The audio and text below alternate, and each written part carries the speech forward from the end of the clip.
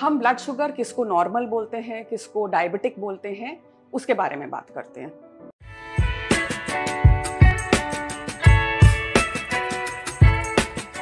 Hello, मैं doctor Sheri Khanna, I am a pathologist और आज हम डिस्कस करना चाहते हैं ब्लड शुगर लेवल्स के बारे में। बहुत सारे पेशेंट्स को बहुत सारे कंफ्यूजन्स होते हैं कि नॉर्मल ब्लड शुगर किसको बोलते हैं, प्री डायबिटिक किसको बोलते हैं, डायबिटीज किसको बोलते हैं। तो सबसे पहले बहुत बेसिक लेवल में कि डायबिटीज क्या होती है। हम जो खाना खाते हैं, बॉडी उसको जब डाइजेस्ट करती है तो शुगर बनाती है। अब वो शुगर ब्लड में अब्सॉर्ब होता है। मकसद शुगर का ये है कि वो एनर्जी दे बॉडी के हर सेल को, और उसके लिए सेल सेल तक पहुंचाने के लिए एक केमिकल होता है इंसुलिन। इंसुलिन समझ लीजिए एक गेट कीपर है या दरबान है। वो दरवाजा खोलेगा तो सेल के अंदर वो ब्लड से शुगर जाएगा, वरना वो ब्लड के अंदर ही घूमता रहेगा शुगर, और इसके कारण हमारा ब्लड शुगर लेवल बढ़ जाता है, हमको डायबिटीज हो जाता है। बहुत बेसिक तरीके से आई होप सबको समझ आ गया हो। अब हम ब्लड शुगर किसको नॉर्मल बोलते हैं, किसको डायबिटिक बोलते हैं, उसके बारे में बात करते हैं। तो जब हम टेस्ट करते हैं ब्लड शुगर के, तो सबसे पहले हमें फास्टिंग टेस्ट करना होता है। मतलब हमें 8 से 10 घंटे फास्टिंग में रह के भूखे पेट, जैसे डिनर किया है तो अगले दिन सुबह हम करेंगे, 8 से 10 घंटे बाद वो टेस्ट लेंगे, तो ब्लड टेस्ट लेंगे उसकी नॉर्मल वैल्यूज होंगी 70 to 100 मिलीग्राम पर डेसीलीटर। तो मतलब 70 से 100 अगर आपकी ब्लड शुगर फास्टिंग की है तो उसको हम नॉर्मल बोलते हैं। अगर आपकी 100 से 125 है तो हम उसको प्री डायबिटिक बोलते हैं। मतलब कि वो बॉर्डर लाइन है, अभी भी हम एक्सरसाइज करें या खाना ठीक करें, डाइट ठीक करें तो हम कंट्रोल कर सकते हैं।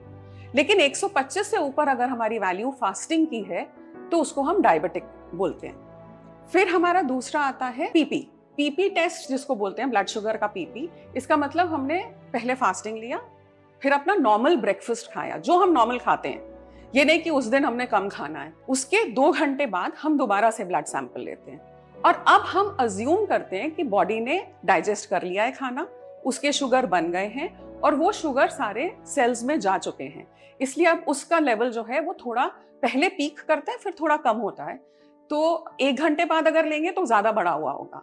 2 घंटे के बाद अगर नॉर्मल पेशेंट है तो उसका 140 से कम रहना चाहिए। अगर प्री डायबिटिक है तो 140 से 200 तक रहता है, और अगर डायबिटिक है तो 200 से ज्यादा रहेगा।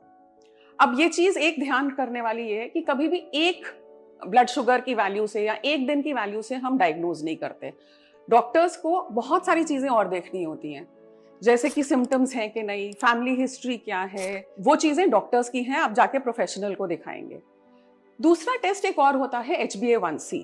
ना HbA1c एक टेस्ट है जो ब्लड शुगर पिछले 3 महीने में आपका क्या रह गया है उसको बताता है। तो HbA1c अगर 5.9 से कम है तो नॉर्मल कहा जाता है।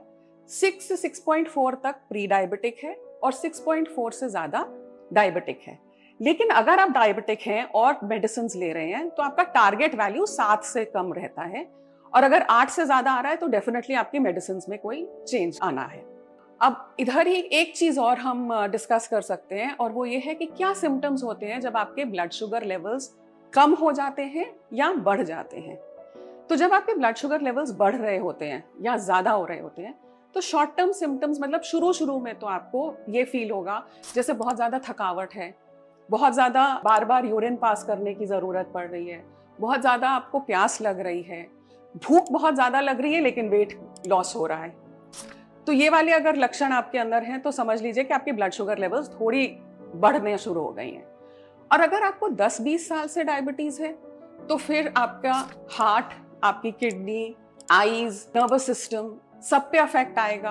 आपके पैरों में इनफैक्ट जो है अल्सर्स हो जाते हैं, जिसके कारण कई बार डायबिटिक फुट बोलते हैं और कई बार एम्प्यूटेशन, मतलब पैर भी काटना पड़ता है।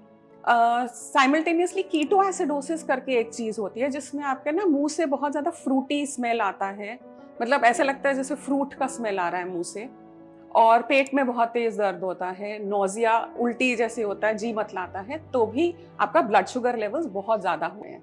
ब्लड शुगर लेवल्स कम होने के लक्षण, सबसे पहले तो ब्लड शुगर लेवल्स बहुत कम तब होते हैं जब आप इंसुलिन पे होते हैं ज्यादातर, या फिर आपने बहुत लंबी फास्टिंग कर ली है, इंसुलिन लगा लिया है, खाना ठीक नहीं खाया है, पूरा नहीं खाया है, थोड़ा बहुत खा लिया, इंसुलिन लगा लिया और फिर 1-2 बिस्किट खा के अपने मील को स्किप कर लिया, तो उन सिचुएशंस में आपके ब्लड शुगर लेवल्स बहुत कम हो जाते हैं।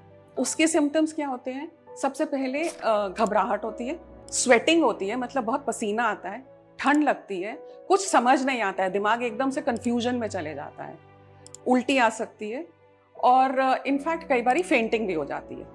सो ऐसी सिचुएशन को कंट्रोल करने के लिए अगर आप इंसुलिन लेते हैं तो सबसे पहले आपको सिम्टम समझने ज़रूरी है और आपके आसपास के लोगों को सिम्टम समझने ज़रूरी है, क्योंकि उस समय आप बोल भी नहीं पाएंगे कि मुझे कुछ हो रहा है। डॉक्टर्स आपको कुछ कुछ बताएंगे कि एकदम से शुगर ओवरलोड करना है अगर आपके इस टाइप के सिम्टम्स आ रहे हैं। शुगर ओवरलोड का मतलब ये नहीं कि 1 चम्मच चीनी खा ली, उसका मतलब ये होता है कि प्रॉपरली कोई फ्रूटी पी ली, कोई बहुत हाई शुगर वाली फ्रूट जूस ले लिया, बिस्किट्स ले लिए बहुत सारे, घर में जो भी मीठा पड़ा है वो काफी खा लिया। डायबिटीज पे बहुत सारे क्वेश्चंस होंगे।